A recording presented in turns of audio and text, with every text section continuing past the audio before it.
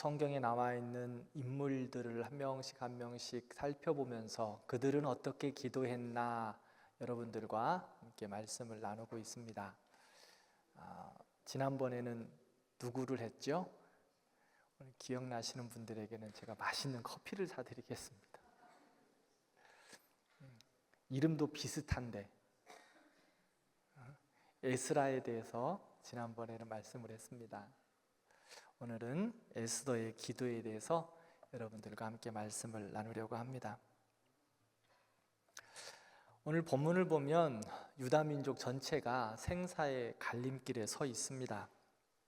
그런 극한의 상황에서 에스더가 민족의 운명을 앞에 두고 그 모든 어려움들과 슬픔들을 가슴에 품고 하나님 앞에 기도하며 믿음으로 나아가는 모습을 보여주고 있습니다. 오늘 본문을 보면 이 시기는 아수에로 왕이 다스리는 통치의 시대입니다. 즉 페르시아 바사 왕국의 시대였는데요. 이때에는 왕의 통치가 참 절대적인 시대였습니다. 그런데 에스더가 그 아수에로 왕의 왕비가 되었습니다. 우리가 에스더서를 아시고 또 읽어보시면 하나님의 뜻하신 바에 있어서 에스더가 아수에로 왕의 왕비로 또 하나님께서 그곳 가운데 보내셨습니다. 그 아수에로 왕에 있어서 또 가장 신유를 받는 신하가 있었는데 그것은 바로 그 하만이라는 사람이었습니다. 그 사람이 왕의 신임을 얻고 권력을 휘두르면서 왕 앞에서는 다 잘했지만 뒤로는 자기가 모든 권력의 주인인 것처럼 행동했어요. 그래서 모든 사람들이 자기에게 절을 하지 않으면 핍박하고 어렵게 했습니다. 그런데 그래서 그런지 모든 사람들이 지나갈 때마다 자기에게 절을 하는데 모르드게라는 사람 한 명이 자기를 향하여 절을 하지 않는 거예요. 그래서 그러한 이유로 유다 민족 전체를 말살시키려는 계략을 세웁니다. 그래서 아하수에르 왕에게 아첨하여서 눈속임으로 유다 사람들을 다 죽이라는 조서를 받아냅니다. 이런 상황 가운데서 에스더가 하나님 앞에서 어떻게 기도하는가? 오늘 본문의 내용이 바로 이러한 기도의 내용입니다. 에스더의 기도를 통해서 그가 어떤 마음으로 기도를 했는지 그 기도의 모습을 보면서 우리도 에스더의 기도의 자세 또 기도의 모습을 함께 배우기를 바랍니다. 그리고 기도 후에 그가 어떠한 삶을 살고 또 어떻게 행했는지 그 이후까지 돌아보면서 우리도 믿음의 사람으로 기도할 때에 그리고 기도 이후의 모습이 어떠해야 하는가 한번 살펴보기를 원합니다. 아하수에로 왕 때 이 에스더는 정말 오늘 본문의 내용을 보면 생명을 내어놓고 기도하는 모습을 볼 수 있어요. 간절한 기도, 생명을 내어놓고 하는 기도는 하나님의 역사를 일으키는 열쇠와 같습니다. 당시 페르시아의 법은 한 번 왕의 인장이 찍히면 누구도 그것을 처리할 수 없었습니다. 그래서 유다 민족의 말살하려는 음모가 담긴 법령이 찍혀지고 각 지방으로 다 전달되었습니다. 그래서 모든 유다 사람은 정해진 날짜에 학살될 위기에 있습니다. 바로 그때 모르드게는 에스더를 찾아갑니다. 모르드게는 에스더를 딸처럼 키운 사람이었어요. 모르드게가 에스더에게 가서 말합니다. 왕에게 가서 진실을 말하고 우리 유다 민족을 구원할 수 있도록 하라라고 요청합니다. 이렇게 말을 하니까 에스더 4장 14절의 말씀을 보면 우리 함께 볼까요? 자, 우리 같이 읽겠습니다. 이때에 내가 만일 잠잠하여 말이 없으면 유다인은 다른 데로 말미암아 노임과 구원을 얻으려니와 너와 내 아버지 집은 멸망하리라. 내가 왕후의 자리를 얻은 것이 이때를 위함이 아닌지 누가 알겠느냐 하니, 즉 다른 말로 하면 모르드게는 에스더에게 와서 너가 지금 왕비의 자리에 오른 것은 이때를 위함이다. 하나님의 큰 일을, 이스라엘 백성들을 구원하려고 하는 하나님의 은혜와 계획 가운데 네가 그 자리에 있게 된 것이다. 이때를 위함이다. 에스더는 왕 앞에 나아가는 것이 생명을 거는 위험이라는 것을 잘 알고 있습니다. 즉 왕 앞에 함부로 나아갈 수가 없었어요. 왕이 부르지 않았는데 왕 앞에 나아가는 것은 왕을 살해하려는 음모가 있다라고 해서 그가 왕 앞에 허락 없이 나아가면 모두 다 죽임을 당합니다. 그러나 모르드게는 에스더에게 말합니다.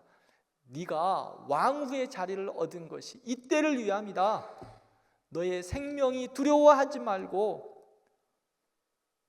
백성을 위하여, 하나님 나라를 위하여 그 왕에게 나아가라고 말하는 거예요. 이 말은 에스더의 그 마음을 흔들어 놓았어요. 하나님의 말씀이구나. 모르드게의 말이 하나님의 말씀으로 들었던 거예요. 그래서 그녀는 결단합니다. 에스더는 그 모르드게의 말, 이때를 위함이냐 아니냐라는 그 말을 듣고 결단해요. 어떤 결단을 합니까? 금식한 후에 규례를 어기고 왕에게 나아갈 것입니다. 내가 죽으면 죽을 겁니다. 하나님 앞에 생명을 내어놓고 간절함으로 기도하기 시작하는 거예요. 금식한다는 건요, 생명을 내놓는 거예요.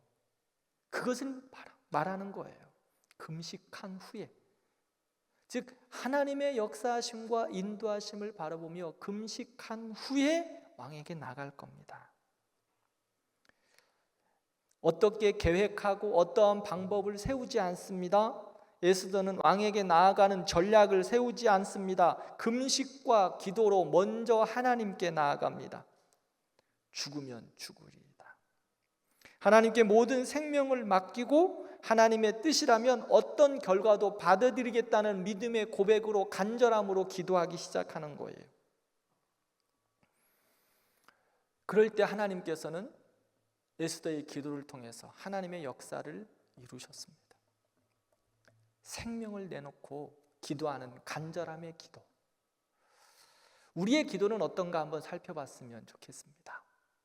우리가 기도할 때 어떻게 기도하고 있나? 기도한다고 하면서 때로는 대충 기도하고 한두 번 기도해보다가 포기하기도 하는 것은 우리의 모습은 아닌가? 정말로 나의 마음과 간절함과 생명을 내놓고 우리가 기도하고 있는가 돌아보자는 것입니다. 절박하게 마음의 무릎을 꿇고 모든 것을 내려놓고 하나님만의 손길만을 바라고 기도하고 있는가? 그러면서 기도했는데 응답이 없다고 투정 부리고 있는 내 모습은 아닌가? 기도했는데 하나님이 들어주시지 않더라라고 우리의 기도의 모습은 돌아보지도 않고 하나님을 향하여 원망하고 있지는 않았는가? 한번 돌아보자고요. 제가 지난 수요일 성경대학에서도 이야기했는데 마가복음 5장을 보면 12해 동안 혈루병을 앓고 있었던 여인이 있습니다. 당시 유대 사회에서는 혈루병은 부정한 병이었습니다. 공동체 안에 들어갈 수가 없습니다. 더 나아가 회당과 성전에는 더더욱 갈 수 없었죠. 금지입니다. 접촉 불가입니다. 몸만 아픈 것이 아니라 마음도 아픕니다. 영혼도 아픕니다. 사회적인 단절입니다. 영적인 소외감입니다. 어느 누구도 그녀를 인정해 주지 않습니다. 부정하다고 돌을 던집니다. 그래서 그 병을 나아보려고 긴 세월 동안 가진 재산을 다 쓰면서 의사를 찾아갔지만 아무런 소망이 없었습니다. 낫지 않고 더욱더 아파갈 뿐이었습니다. 절망의 끝, 인생의 막다른 골목에서 그 여인은 예수님의 소리를 듣습니다. 그래서 예수님의 옷자락이라도 만진다면 내 병을 나을 수 있겠다. 그 믿음으로 그 여인은 예수님 앞에 나아갑니다. 간절함이죠. 하나님 앞에 나아가면 예수 그리스도의 옷자락이라도 만지면 주님께서 나를 치유하여 주실 것이다. 그 믿음과 간절함으로 그 여인은 나아갑니다. 그런데요, 아까 말씀드렸죠. 부정한 여인이기 때문에 사람들의 근처에 갈 수가 없습니다. 그런데 그 여인은 간절함이 있어요. 그리고 예수님이라면 가능하다는 믿음이 있어요. 그래서 예수님께 가까이 나아갑니다. 그 당시는 예수님이 지금 공생의 2년 차이기 때문에 수많은 사람들이 예수님 주변을 에워쌌습니다. 예수님 주변에 가서 옷자락을 만지기가 쉽지 않았습니다. 그렇게 많은 사람이 예수님을 따랐어요. 그런데 그 여인은 지금 예수님의 옷자락을 만지기 위하여 예수님에게 뚜벅뚜벅 걸어가고 있어요. 누구에게 발각되면 바로 그 자리에서 돌 맞아 죽을 것입니다. 그런데 그녀는 지금 마음에 간절해요. 그래서 예수님을 찾아가고 예수님의 옷자락을 만졌습니다. 그 여인이 예수님의 옷자락에 손을 대었을 때 그의 병은 나았어요. 예수님께서 묻습니다. 누가 내 옷을 만졌느냐? 제자들은 많은 사람들이 밀치고 있습니다. 그러게 누가 만졌는지 수많은 사람들이 예수님 만졌을 거예요. 그렇기 때문에 제자들이 예수님께 반문하는 거예요. 예수님, 지금 이 많은 사람들이 예수님 밀치고 만지고 하는 누가 예수님 만졌는지, 옷자락을 만졌는지 우리가 어떻게 압니까? 근데 예수님은 알고 계신 거예요. 한 여인이 그 믿음을 통해, 간절함을 통해 예수님의 옷자락을 만졌을 때 예수 그리스도의 능력으로 그 여인이 고침받은 것을 예수님은 알고 계신 거예요. 그의 능력이 빠져나가는 것을 알았다는 거예요. 그 예수님의 질문에 여인은 두려워합니다. 그래서 예수님께 나와왔습니다. 예수님, 제가 그랬어요. 그런데 예수님은 그녀에게 뭐라고 말씀합니까? 딸아, 내 믿음이 너를 구원하였다. 평안히 가라. 내가 내 병에서 자유하게 되었다. 믿음을 가지고 간절함으로 예수님께 나아간 그 혈루병 걸렸던 여인, 그 여인은 하나님께서, 예수 그리스도께서 자유케 해주셨어요.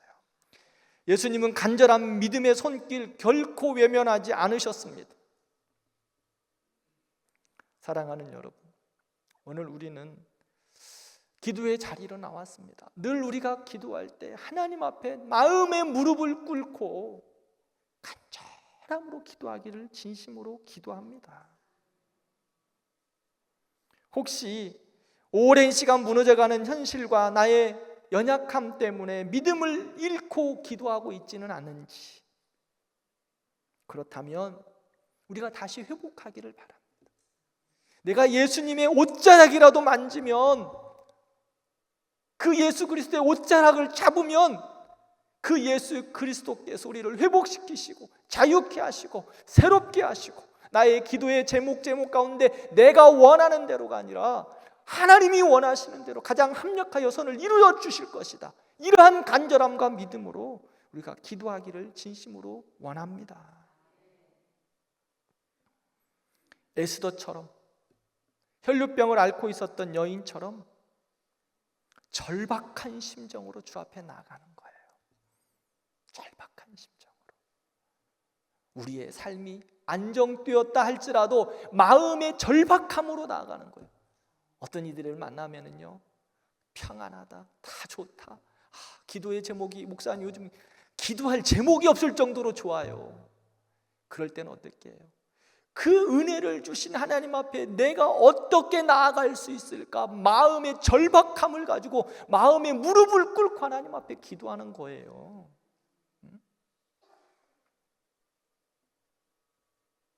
꼭 어려움만 있고 눈물이 있고 고난이 있어야 절박함으로 나아가는 것이 아니라는 거예요. 하나님이 평안할 때, 평안 주셨을 때, 감사가 넘칠 때 더 예수로 인하여 충만하기 위해서 마음의 무릎을 꿇고 기도하는 거예요. 제가 특세를 하기 전에 여러분들에게 그렇게 말씀을 드렸던 적이 있어요. 자발적인 고난에 참여하자. 우리 이 자발적인 고난, 감사가 넘칠 때 더 많이 기도하는 거예요. 꼭 얻어 터지져서 나오는 게 아니라, 죽겠다 하면서 나오는 게 아니라, 감사하다고 나와 하나님 앞에는 절박함으로 마음의 무릎을 꿇고 기도하는 것, 하나님께서 기뻐 받아주실 줄 믿습니다. 우리가 돌아보세요. 내 삶만, 내 중심만, 나만 보니까 늘 좋지. 그런데 우리의 기도는요, 다른 이들을 보라고 말씀하고 있어요. 지금 에스더 한번 보세요. 에스더는 왕비였어요. 바사 제국의 왕비는 그냥 끝이에요, 끝. 대한민국의 영부인만 돼도 다 좋아가지고 난리가 나는데, 제국이라고, 제국이라는 것은 수많은 나라의 통치를 거느리고 있는 거예요. 바사 제국 왕비였어요. 그런데 그는 어떻게 기도합니까? 민족의 아픔을 나의 아픔으로 알고 기도하기 시작한 거예요. 그래서요, 첫 번째는 믿음의 절박함을 가지고 기도해야 되고, 두 번째는 합력하여 기도하는 거예요. 협력해서, 연합해서, 공동체가 한 마음으로 기도하는 거예요. 지금 에스더는 어떻게 기도해요? 자기는 너무 좋아, 너무 행복해. 기도, 어찌 보면 뭐 어떤 사람처럼 기도의 제목이 없다고 할 만큼 좋아.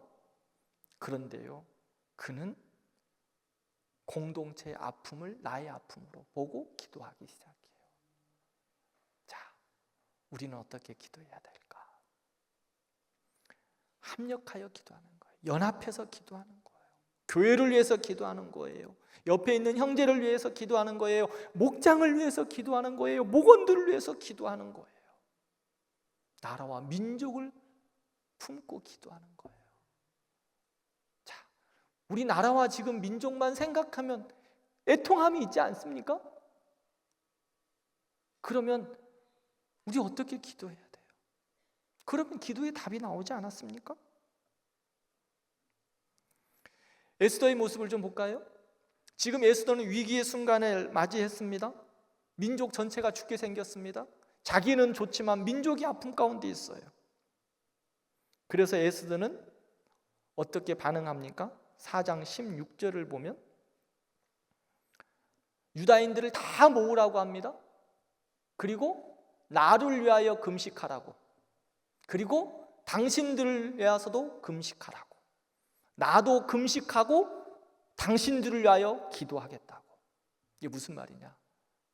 지금 에스더는 나는 금식하면서 기도할 테니 당신들도 금식하면서 기도해라. 우리 서로 합력하여 기도하자라고 말하고 있어요. 나만 기도하는 것이 아니라 당신들도 금식하며 기도하라. 나도 당신들을 위하여 금식하면서 기도하겠다. 어려움이 있습니까? 함께 기도하자고 제안하고 있습니다. 금식하며 기도하자, 생명을 내놓고 같이 기도하자, 지금 그런 말이에요. 기도는요, 혼자 하는 것, 혼자 할 때도 있죠. 그러나 공동체가 함께 기도할 때 하나님의 더 큰 역사를 볼 수 있습니다. 에스더는 자기 혼자만의 경건이나 용기만으로 이 일을 감당하려고 하지 않습니다. 혼자의 기도로 충분할 것 같지만 그녀는 그것으로 만족하지 않습니다. 함께 기도해 줄 사람을 찾고 있습니다. 민족 전체에게 당신들도 금식하며 간절한 마음으로 기도하자고 제안합니다. 같은 마음, 같은 방향으로 같이 무릎을 꿇고 하나님 앞에 기도하자고 제안합니다.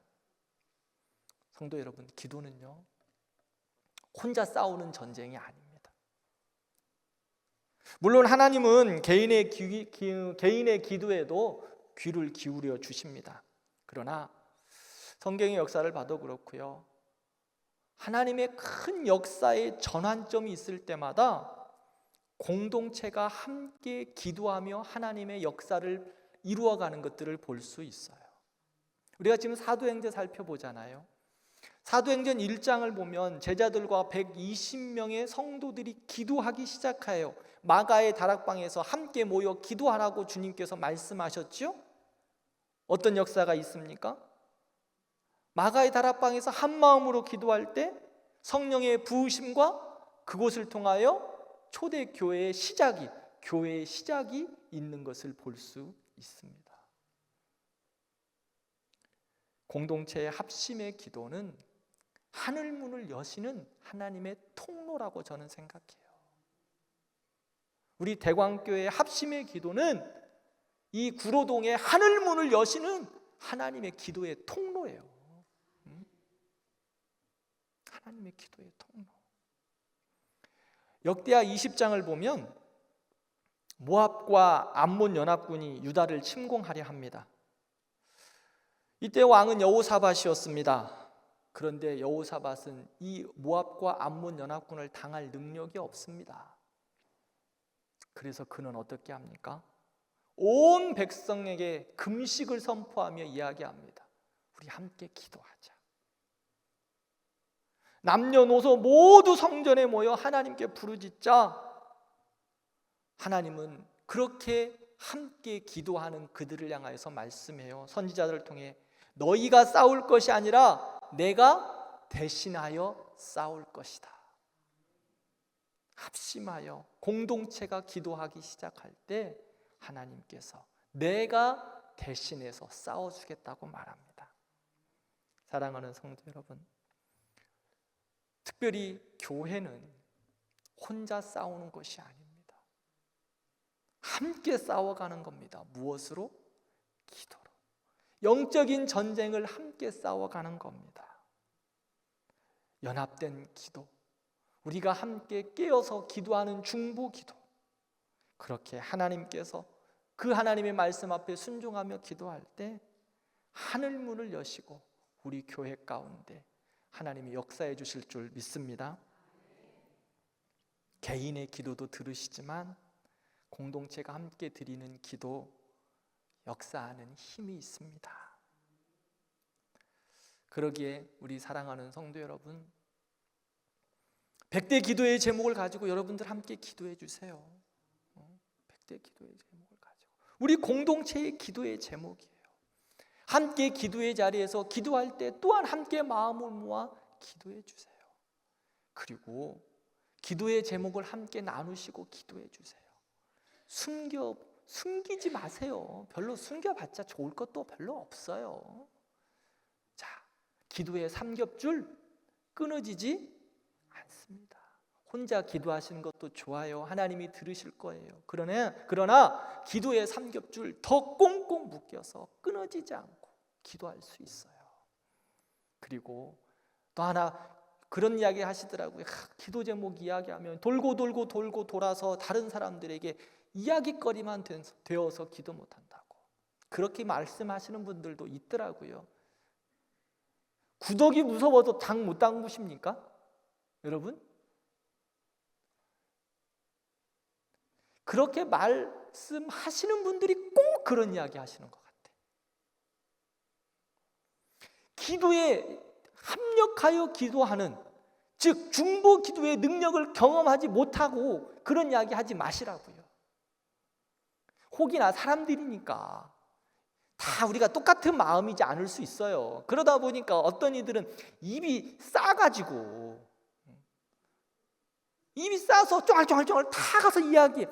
자기만 가슴에 품고 목원의 기도의 제목을 가지고 기도하라고 그러는데 그놈이 입이 너무나 가벼워가지고 이야기하는 사람들도 있어요. 그렇다고 그거 무서워서 기도 못하겠냐고, 합력하여 기도하는 그 기도의 제목을 나누지 못하겠느냐고. 저는 그것이 더 손해라고 생각합니다. 그러기에 특별히 믿음의 동역자들을 위해서 기도해 주시고, 나에게 믿음의 동역자, 기도의 동역자가 생기면 기도의 제목을 나누는 거예요. 그 비밀을 아는 사람들은 계속해서 기도 부탁해요. 제 기도의 카톡을 보면 이제는 좀 나가야 되겠다 생각하고 있는 방들이 몇 개 있는데, 아침에 일어나 보면 수십 개의 카톡방에 기도 제목들이 올라옵니다. 제가 이제는 감당하기가 어려워서, 예전에 있었던 그 사람들은 좀 이제 글을 써서 나 이제 나가겠다, 당신들은 이제 자생해라 하고 싶은 마음이 지금 여기까지 올라왔어요. 그래서 시기를 보고 있어요. 근데 왜 제가 못 나가는 줄 알아요? 합력하여 기도하는 그 기도의 비밀을 알기 때문에, 그리고 그들도 나를 위하여, 내가 나를 위해서 기도하고 있다는 걸 내가 너무 잘 알기 때문에, 그리고 그 기도의 능력으로 사역하고 있다는 걸 너무 잘 알아요. 그래서 힘들어도 그들의 기도의 제목들을 나도 아침마다 보고 기도하고 그렇게 해요.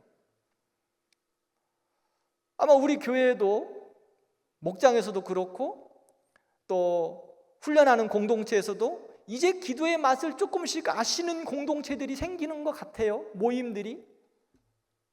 저는 그 기도에 함께 합력하여 기도하는 그 놀라운 기도의 비밀들이 우리 교회 가운데 정말 가득하게 펴지기를 기도하고 있어요. 그래서 서로 만나면 기도 제목을 나누고 기도하고, 맨날 기도만 하라는 게 아니라 가서 커피도 마시고 밥도 먹고 해야 돼요.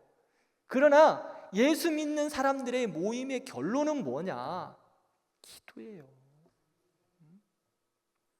세상 이야기 별로, 저기 나가도 세상 이야기는 너무 많아. 여기 와서 하지 않아도 밖에 조금만 나가도 세상 이야기 때문에 지긋지긋하잖아요. 그런데 교회까지 와서 또 그럴 필요는 없어요. 그리고 교회 와서 그거 듣고 싶은 사람들도 별로 없습니다.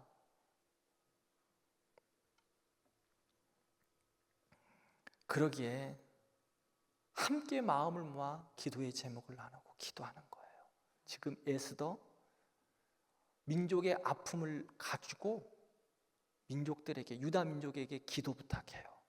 지금 이러한 아픔이 있니? 나를 위해서 기도해 주라. 담대하게 왕에게 나아갈 수 있도록 너희들도 금식하면서 기도해 주라. 나도 너희들 위해서 기도하고 나도 금식하면서 기도하겠다.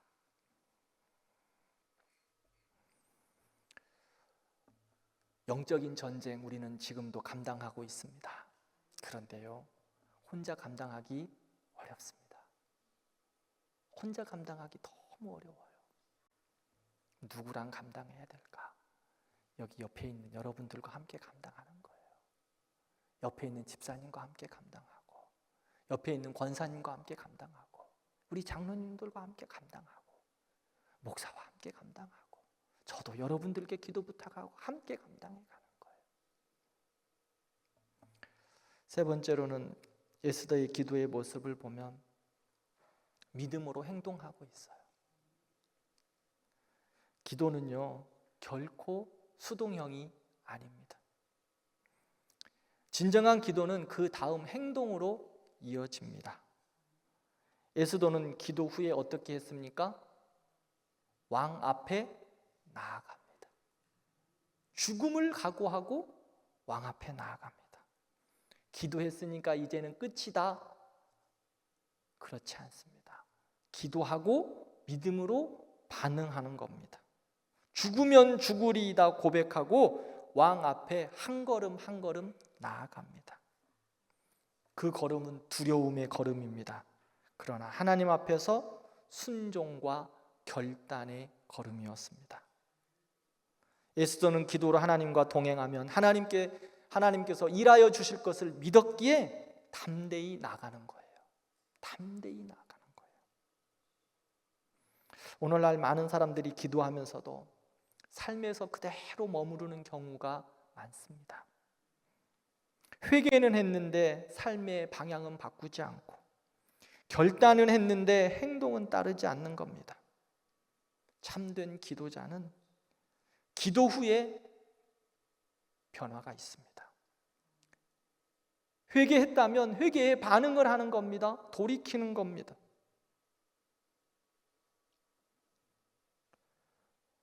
또한 복음을 전하기로 결단하고 기도했다면 누구에게 전할지 마음으로 정하고 복음을 전하는 거예요. 입으로 전달하는 거예요. 전도지를 나누는 거예요. 또 교회를 내가 섬기겠다 마음으로 기도했다면 직접 몸으로 나와서 수고하는 거예요. 그것이 바로 기도예요. 기도는 미사 어구를 자랑하는 언어가 아닙니다. 삶 속에서 실천되는 믿음의 행위입니다. 그래서 믿음은 명사가 아니라 동사예요. 동사. 머리로만 이해하는 것이 아니라 삶에서 반응하는 것이라고요. 발로 걷고 손으로 행하고 무언가 수고하는 거예요. 기도한 이후 수고하는 거예요. 기도한 이후 행동하는 거예요. 하나님의 사람들은 동사의 삶을 사는 거예요. 머리로만 이해하고 멈추는 것이 아니라는 거예요. 오늘 말씀 듣고 마음에 감동이 있으면 결단했으면 행해라는 거예요. 에스더는 기도했어요. 그런데 멈추지 않아요. 죽음을 각오하고 수고하고 있습니다. 왕 앞에 나아갑니다. 그 다음은 하나님이 하시겠지 하고 믿음으로 반응하고 수고하는 거예요. 그럴 때 하나님께서 어떻게 했어요? 아하수에로 왕의 마음을 바꾸셔서 에스더에게 왕 앞에 나오도록 그리고 말할 수 있는 기회를 주었어요. 에스더 맨날 봤지만 그날따라 너무 예쁜 거야. 너무 예쁜 거야. 하나님이 아하수에로의 그 눈을 바꿔주셨어요. 똑같은 사람 아니에요? 똑같은 사람.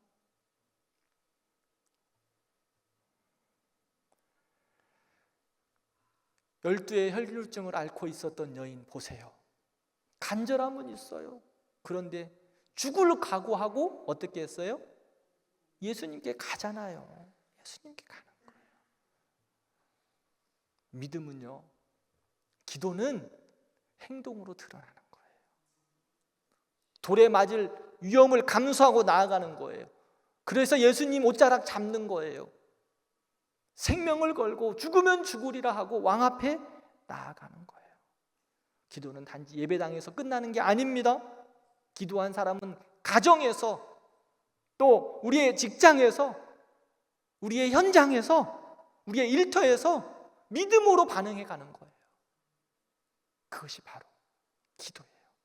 그래서 기도는 명사가 아니에요. 동사예요. 동사. 반응하는 겁니다. 삶으로 움직이는 동사. 형식도 아닙니다. 관습도 아닙니다. 미사어구의 난립도 아닙니다.